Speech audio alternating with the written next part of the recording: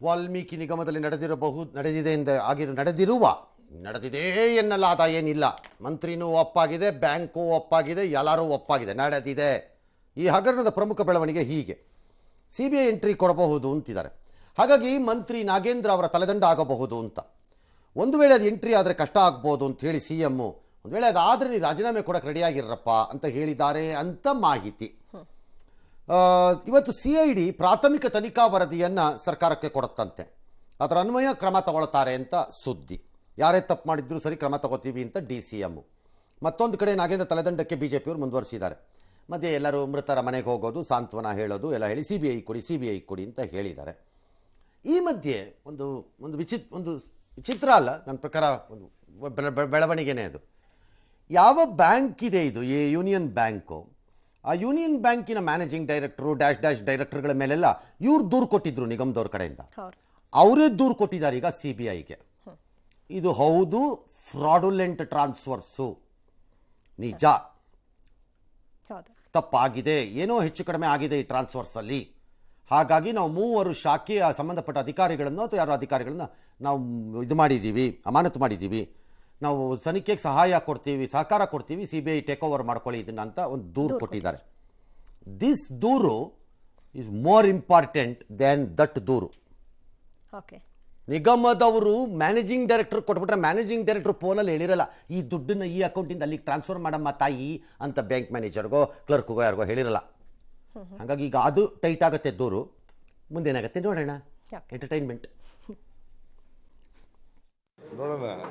ಮುಖ್ಯಮಂತ್ರಿಗಳು ನಾವೆಲ್ಲ ಅದನ್ನ ವಾಸ್ತವಾಂಶ ಏನಂತ ಪರಿಶೀಲನೆ ಮಾಡ್ತಾ ಇದ್ದೀವಿ. ಪರಿಶೀಲನೆ ಆಗಲಿ, ನಾವು ಯಾರನ್ನೂ ರಕ್ಷಣೆ ಮಾಡೋಂಥ ಸಂದರ್ಭ ಬರೋದಿಲ್ಲ. ಹಗರಣ ಆಗಿರೋದು ನಿಜ. 3 ಕೋಟಿ ಮೇಲೆ ಹಗರಣಗಳಾದಾಗ CBIಗೆ ಕೊಡ್ತಾರೆ ಅಂತ ಹೇಳಿ ಒಂದು ಪ್ರೊಸೀಜರ್ ಇದೆ. 187 ಕೋಟಿ ರೂಪಾಯಿ ಹಣ ಸಾರ್ವಜನಿಕರ ಹಣ ಇದು. ಹಾಗಾಗಿ ಮುಖ್ಯಮಂತ್ರಿಗಳು ಇದನ್ನ ಬಹಳ ಗಂಭೀರವಾಗಿ ತಗೊಂಡಿದ್ದಾರೆ. ಕೆಲವು ಸೂಚನೆಗಳನ್ನು ಕೂಡ ಅಧಿಕಾರಿಗಳಿಗೆ ಬಹಳ ಗಂಭೀರವಾಗಿ ಕೊಟ್ಟಿದ್ದಾರೆ. ನಾನು ಮುಖ್ಯಮಂತ್ರಿಗಳಿಗೆ ಆಗ್ರಹಿಸ್ತೇನೆ, ತಕ್ಷಣ ನೀವು ಸಚಿವ ನಾಗೇಂದ್ರ ಅವರ ರಾಜೀನಾಮೆ ನನ್ನ ಪ್ರಕಾರ ಯಾವಾಗ ತಗೋತಾರೆ ಬಿಡ್ತಾರೆ ಅದು ಅವ್ರುಗಳಿಗೆ ಬಿಟ್ಟಿರೋದು. ಈಗ ಅದು ಯಾವುದೋ ಒಂದು ಹಂತಕ್ಕೆ ಬಂದಾಗ ಆ ರೀತಿ ಆಗಬೇಕಾಗಿ ಬರ್ಬೋದು. ಬಟ್ ದಿ ಕ್ವಶನ್ ಈಸ್ ಅದಲ್ಲ.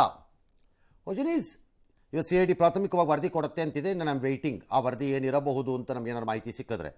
ಹೂ is this Nagaraj? Somebody has to answer ಗೌರ್ಮೆಂಟಿಂದ. ಡೆತ್ ನೋಟಲ್ಲಿರೋ ಈ ನಾಗರಾಜ್, ಆತ ವ್ಯಕ್ತಿಯ ಪಾತ್ರ ಏನು ಅಥವಾ ಏನು ಆತನದ್ದು ವ್ಯವಹಾರ ಇದರಲ್ಲಿ ಹೊರಗೆ ಬರಲೇಬೇಕು. ನಂಬರ್ 2, ಆ ಅಧಿಕಾರಿಗಳು ಎಲ್ಲಿ? Where are they? ಭೂಗತರಾಗೋಗಿದ್ದಾರೋ, ಬದುಕಿದ್ದಾರೋ, ಸತ್ತಿದ್ದಾರೋ? ಎಲ್ಲಿ? Where are they? ನಿಮ್ಮ ಪ್ರಾಥಮಿಕ ವರದಿಯನ್ನು ಕೊಡುವ ಆತುರದಲ್ಲಿ ಅಧಿಕಾರಿಗಳ ಬಂಧನಕ್ಕೆ ಯಾಕೆ ಆತರ ತೋರಿಸ್ತಾ ಇಲ್ಲ ಯಾರುವೆ? Where are they? ಎಲ್ಲೋದ್ರು ಅವರು? ಅವ್ರನ್ನ ಅಮಾನತು ಮಾಡಿ ಕೈ ತೊಳ್ಕೊಳ್ಳೋಕ್ಕಾಗಲ್ವಲ್ಲ ಇದರಲ್ಲಿ? 3ನೇದು, 187 ಕೋಟಿ ರೂಪಾಯಿನ ಖಾಸಗಿ ಕಂಪನಿ, ಅದು IT ಫರ್ಮ್ಗಳು ಆ ಥರ ಏನೇನೋ ಹೇಳ್ತಿದ್ದಾರೆ, ಸಬ್ ಅಕೌಂಟ್ಸ್ ಅಲ್ಲಿಗೆ ಹೋಗ್ತಾ ಇದೆ ಅಂತ. ನಂಬರ್ 1, ಆ ಅಕೌಂಟ್ಗೆ ಯಾಕೆ ಹೋಯಿತು ಮತ್ತು ಆ ಅಕೌಂಟ್ಸು ಯಾರದ್ದು ಮತ್ತು ಅಲ್ಲಿಗೆ ಹೋದ ದುಡ್ಡು ಅಲ್ಲೇ ಕೂತಿದೆಯೋ ಮೂವ್ ಆಗಿದೆಯಾ? ಫರ್ದರ್ ಓಕೆ, ಮೂವ್ ಆಗಿದ್ರೆ ಆಗಿರ್ಲಿ, ಅದಾಮೇಲೆ ನೋಡೋಣ. ಉಳಿದ ಹಣ ವಾಪಸ್ ನಮ್ದ್ರೊಳಕ್ಕೆ ಬಂದಿದೆಯಾ ಬಂದಿಲ್ವಾ? ಫಸ್ಟ್ ಪಾಯಿಂಟ್, ಹೋಗಿದ್ಯಾಕೆ ಖಾಸಗಿ ಅಕೌಂಟ್ಗಳಿಗೆ? ಎರಡು, ಆ ಅಕೌಂಟ್ಗಳಿಗೆ ಹೋಗಿದ್ದ ದುಡ್ಡು ಅಲ್ಲಿ ಇದೆಯಾ, ಮೂವ್ ಆಯ್ತಾ? ಮೂವ್ ಆದರೆ ಎಲ್ಲಿಗೆ ಮೂವ್ ಆಯಿತು? Because it's all in white. It's all in white. ಎಲ್ಲಿಗೆ ಹೋಯ್ತಿದ್ದು? Somebody will have to answer. ಭಾಳ ಜನಕ್ಕೆ ಇದೊಂದು ಅನುಭವ ಇದ್ದಂಗಿದೆ. ಬೆಳಗ್ಗೆಯಿಂದ ನನ್ನನ್ನು ಕೇಳಕ್ಕೆ ಟ್ರೈ ಮಾಡ್ತಿದ್ದಾರೆ ಕೆಲವರೆಲ್ಲ. CBIಗೆ ಹೆಂಗಾಗತ್ತೆ, ರಾಜ್ಯ ಸರ್ಕಾರದ ಅನುಮತಿ ಬೇಕು ಅಂತ. ಈ ಪ್ರಕರಣದಲ್ಲಿ CBIಗೆ ರಾಜ್ಯ ಸರ್ಕಾರದ ಅನುಮತಿ 99.9999% ಬೇಕಾಗಿಲ್ಲ.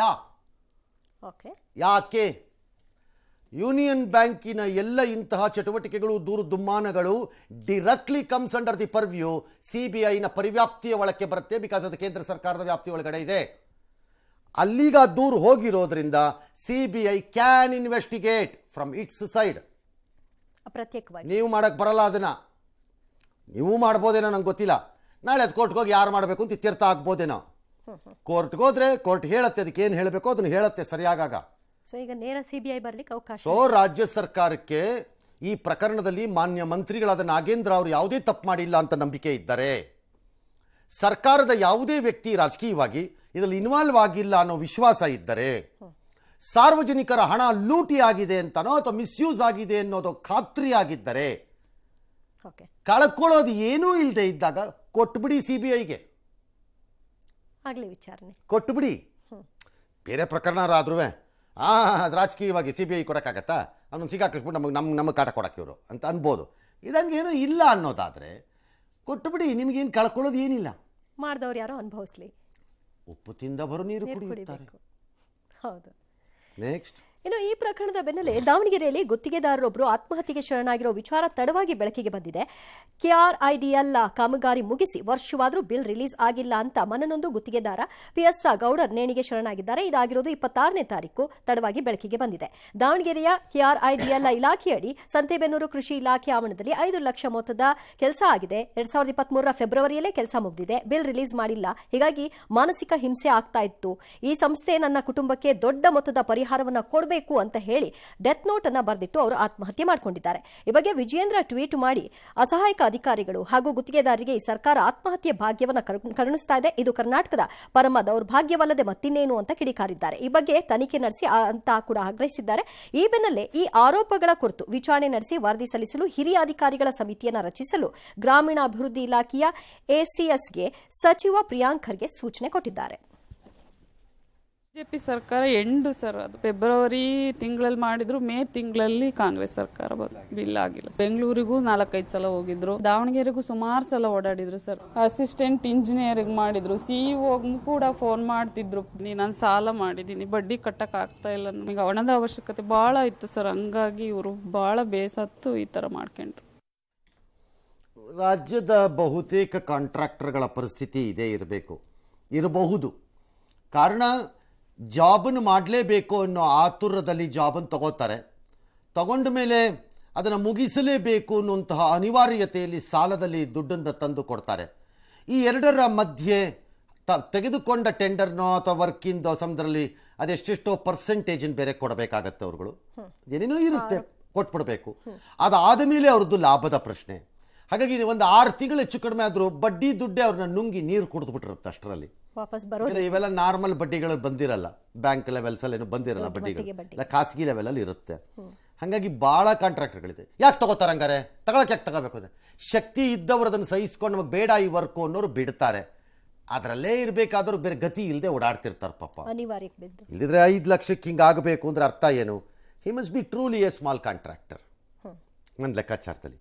ನಂಬರ್ 2, ಈಗ ನೀವು ಕಮಿಟಿ ಇಂತೀರಿ ಮತ್ತೊಂದು ಅಂತೀರಿ. ಏನಕ್ಕೆ 5 ಲಕ್ಷದ್ದೆಲ್ಲ ದುಡ್ಡು ಹಿಡಿತಾ ಇದ್ದೀರಿ ಸರ್ಕಾರದವರು? ಅಷ್ಟು ದುಡ್ಡಿಲ್ವಾ ನಿಮ್ಮ ಹತ್ರ? ಎಷ್ಟು ದುಡ್ಡಿದೆ? ಪ್ರಿಯಾಂಕ್ ಖರ್ಗೆ ಅವರು ಇಲಾಖೆಗೆ ಒಂದು ಚಿಟಕಿ ಹೊಡೆದ್ರೆ CM ದುಡ್ಡು ಕೊಡ್ತಾರೆ. ಹೌದು, ಎಲ್ಲದ್ರ ಬಗ್ಗೆನೂ ಅವರು ಅಲ್ಲ ಅಂದರೆ ಈ so powerful in the ministry. ಚಿಟಕಿ ಹೊಡೆದ್ರೆ ದುಡ್ಡು ಕೊಡ್ತಾರಪ್ಪ, ಫಂಡ್ಸ್ ಕೊಡ್ತಾರೆ, ಕೊಡ್ಬೋದು. ಇನ್ನು ಆಕೆ ಪರಿಹಾರ ಕೇಳಿದ್ದಾರೆ ಹೆಂಡತಿ ಅಥವಾ ಗಂಡ ಪತ್ರದಲ್ಲಿ ಬರ್ದಿರೋದು, ನನಗೆ ಪರಿಹಾರ ಕೊಡಿಸಿ ನನ್ನ ಕುಟುಂಬಕ್ಕೆ ಅಂತನಾರು. ಅಂದರೆ ಗಂಡನ ಉದ್ದೇಶ ಏನು? ನಾನು ಹೋದ್ರೂ ಸರಿ, ನನ್ನ ಹೆಂಡತಿ ಮಕ್ಕಳಾರು ಚೆನ್ನಾಗಿರಲಿ ಅನ್ನೋ ಲೆಕ್ಕಾಚಾರ. ಸಿಗ್ಲಿ ಅಂತ ನಂಗೆ ಗೊತ್ತಿಲ್ಲ ಈ ಸರ್ಕಾರಕ್ಕೆ ಈ ವಿಚಾರದಲ್ಲಿ ಪರಿಹಾರ ಕೊಡೋಕ್ಕೆ ಜಾಗ ಇದೆಯೋ, ಕೊಡ್ತಾರೋ ಬಿಡ್ತಾರೋ. ಬಟ್ ಹೆಂಡತಿ ಒಂದು ಆಪ್ಷನ್ ಟ್ರೈ ಮಾಡ್ಬೋದು. ಸಿವಿಲ್ ಕೋರ್ಟಲ್ಲಿ ಒಂದು ಸಿವಿಲ್ ಸೂಟ್ ಮಾಡಿ